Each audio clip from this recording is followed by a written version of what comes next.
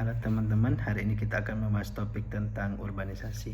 Penjelasan singkat terkait urbanisasi adalah perpindahan penduduk dari wilayah pedesaan menuju wilayah perkotaan dengan tujuan menetap dalam jangka waktu tertentu. Adapun faktor penarik atau faktor pendorong terjadinya urbanisasi adalah kesempatan kerja, fasilitas dan layanan, standar hidup, gaya hidup, pendidikan. Terus faktor pendorongnya itu keterbatasan lapangan kerja, kemiskinan, keterbatasan fasilitas yang ada di desa, tekanan sosial dan budaya, bahkan konflik dan keamanan. Dampak positif dari urbanisasi bisa kita lihat. Untuk dampak di perkotaannya adalah mendorong pertumbuhan ekonomi kota, meningkatkan inovasi dan peluang kerja, mendorong pembangunan infrastruktur,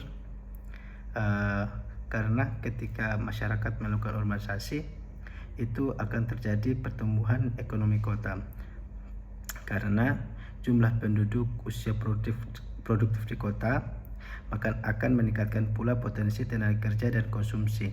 Hal ini dapat memicu pertumbuhan berbagai sektor ekonomi seperti perdagangan, industri, dan jasa. Investasi juga cenderung meningkat karena adanya pasar yang lebih besar. Terus meningkatnya inovasi dan peluang kerja.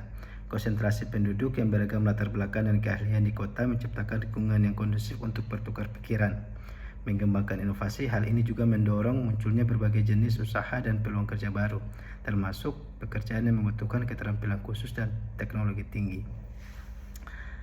Namun jika urbanisasi ini tidak dikelola dengan baik, maka akan berdampak negatif kepada kepadatan penduduk, munculnya pemukiman kumuh, peningkatan angka kriminalitas, dan beban pada layanan publik.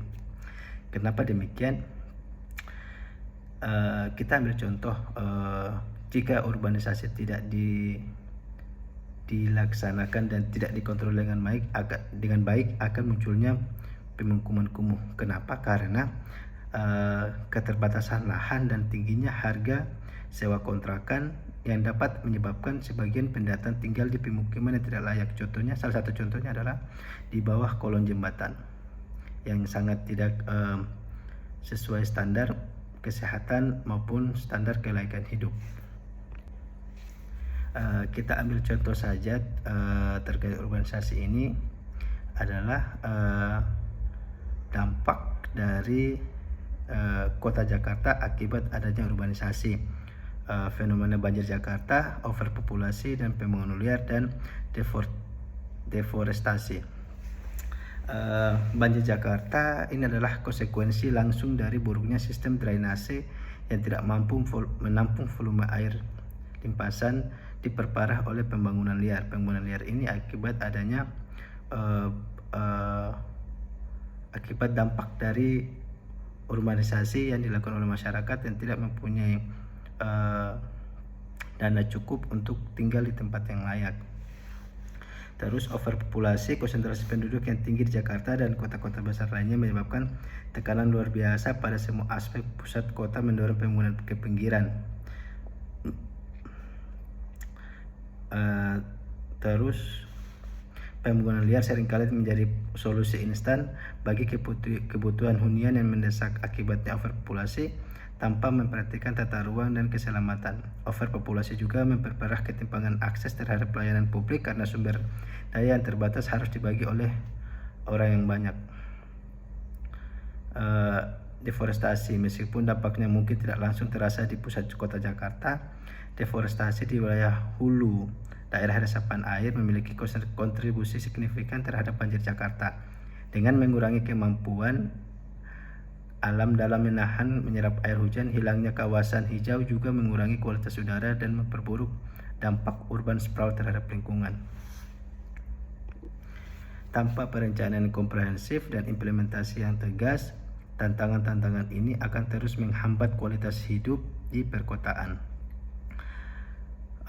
Urbanisasi memang jauh melampaui sekedar perubahan demografis atau pertumbuhan fisik kota. Ia adalah fenomena multidimensional yang merangkai aspek sosial, ekonomi, budaya, dan lingkungan secara kompleks. Mari kita analisis sedikit tentang urbanisasi. Kita harus memahami akar permasalahan. Tanpa memahami akar permasalahan dan penyebabnya, masalah seperti kemacetan, pemukiman kumuh, atau kesenjangan sosial yang seringkali dipicu oleh urbanisasi tertentu, solusi yang kita bisa tawarkan akan bersifat tambal sulam yang tidak efektif dalam jangka yang panjang. Terus kita harus merancang solusi yang holistik.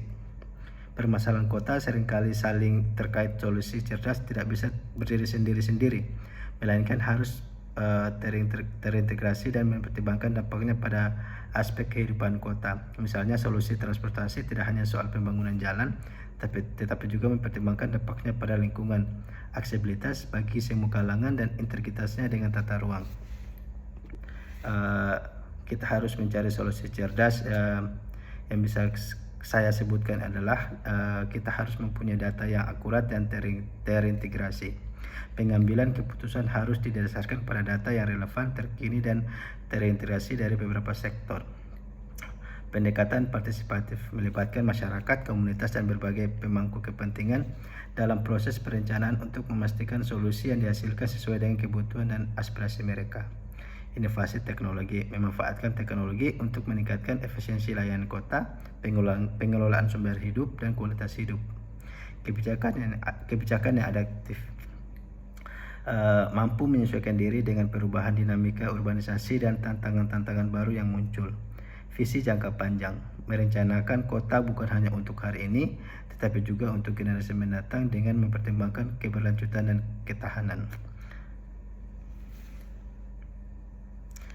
Mungkin itu yang bisa saya jelaskan sedikit tentang tugas 1 terkait dengan urbanisasi.